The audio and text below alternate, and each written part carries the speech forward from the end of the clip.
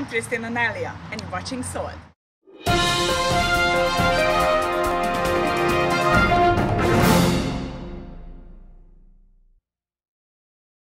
On today's episode of Sold, we are discussing buy or don't. Don't look higher than your price range. If you start too high, you can set your expectation higher than what you can afford, and that will be disappointing.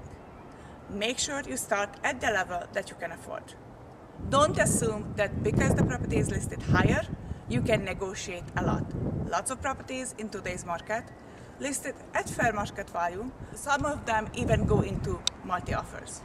Don't hire an agent based on their ads. You want to hire an agent who puts your interest first. Don't hesitate. If you found your dream home, don't sleep on it. If you do, it may not be there the next day. Don't lowball an offer against your agent advice. You may irritate the seller. You even can lose the deal. Don't wait too long to view a property if it's just listed. If you wait too long, you may lose it, and that equals disappointment. Don't assume you have to look at dozens of homes. A good agent will help you narrow down your search. You will be quicker and more efficient, and you will find your home with less hassle and more satisfaction.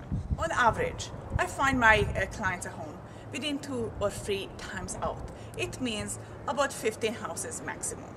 However, I do my homework before. We look at the must-have list, we look at the neighborhoods, and we do the finger walking on the computer before we actually go out. Don't waste an agent's time if you are not really serious about buying. They will prepare for the showings.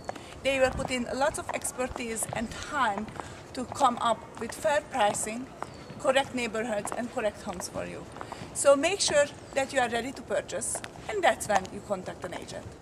Don't get caught up in the excitement of a multi-offer situation. You don't want to wake up the next morning with regrets.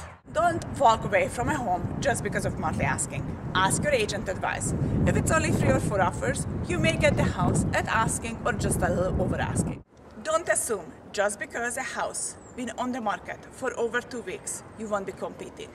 Make sure you look at the comparable and go in with a fair market value offer. Don't rule out the house just because the home needs improvements. If the bones are there, think about it seriously. Your overall budget, it may work.